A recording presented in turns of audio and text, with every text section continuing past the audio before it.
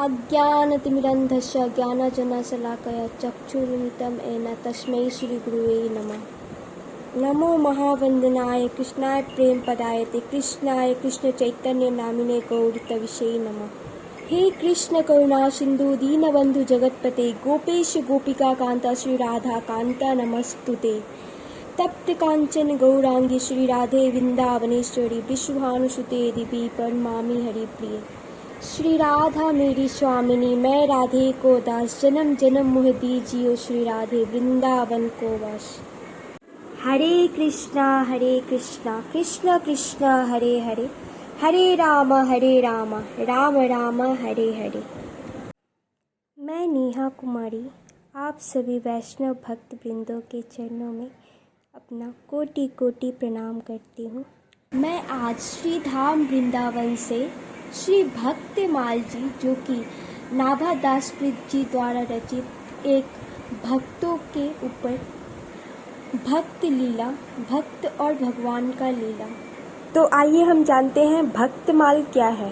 श्री भक्तमाल जी में बहुत ही प्यारे प्यारे भगवान के सिद्ध भक्तों का वर्णन है, जिसके चिंतन और मनन से मन पवित्र हो जाता है और ऐसा माना जाता है कि भक्तों के गुणगान से ही भगवान की प्राप्ति होती है।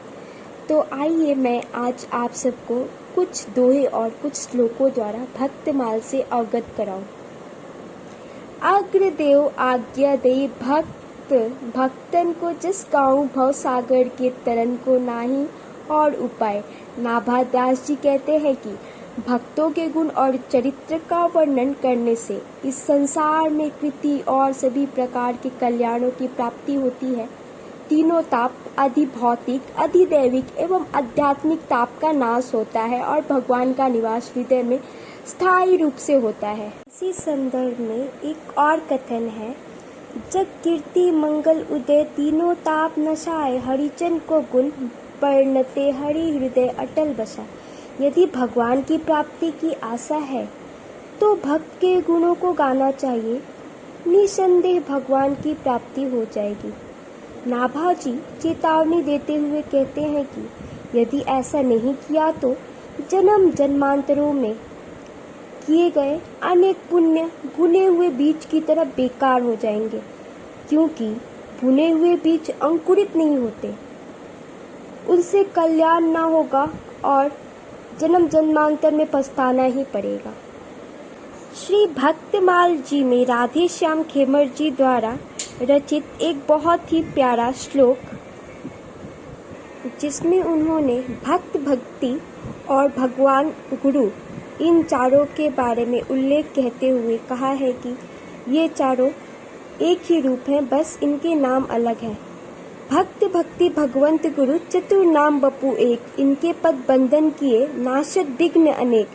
अर्थात इस पंक्ति में केवल और केवल कहने के लिए नाम चार है, किंतु इनमें से कोई भेद नहीं है। जैसे एक माला में कहने को चार तत्व विद्यमान है, मोती, धागा, फुन्ना और सुमेरु, किंतु माला एक ही है। इसी प्रकार भक्तमाल के मोतियों के समान है, सुमेरु भी गुरुदेव है, क्योंकि सद्गुरु का संग ही भक्तों को प्रभु से मिलाता है।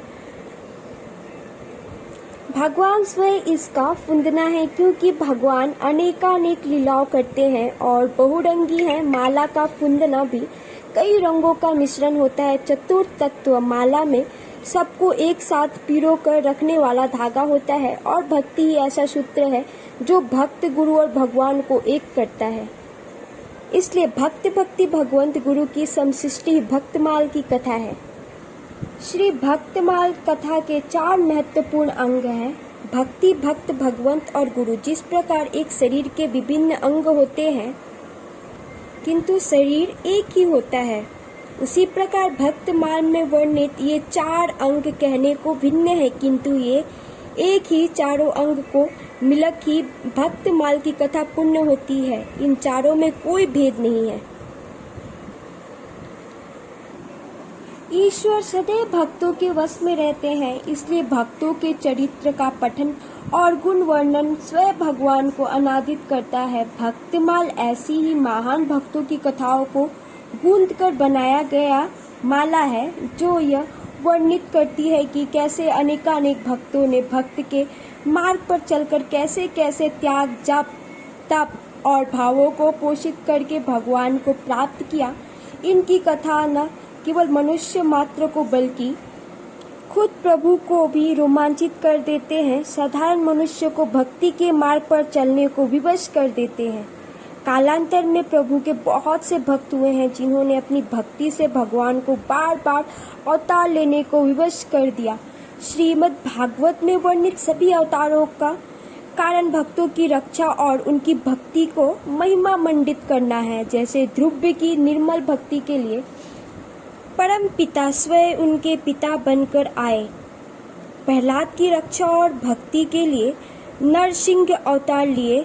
सबरी जैसी भील जाति के नारी जिसके प्रेम वश उसे राम बनकर दर्शन देते हैं और झूठे फल भी खा लेते हैं।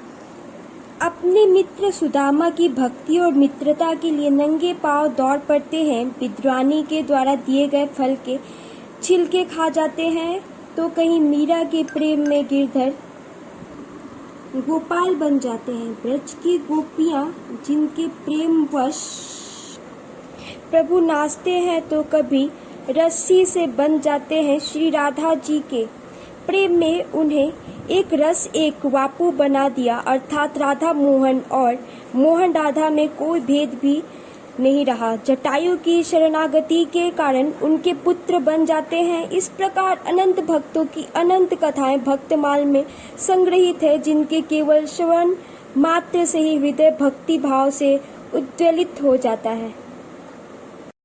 और आज इसी के साथ मैं अपने वाक्य को विश्राम देते हुए आप सभी वैष्णव भक्तों के चरण में कोटि कोटि प्रणाम करती हूँ। वांछा कल्पतरुभ्यश्च कृपा सिंधु भयेवच पतितानां पावनेभ्यो वैष्णवेभ्यो नमो नमः। मेरे इन वाक्यों के दौरान मुझसे अगर कोई भी भूल भ्रांति हो गई हो तो कृपया मुझे अधम जानकर कृपया अपनी दया दृष्टि मुझ पर प्रदान करें। राधे राधे।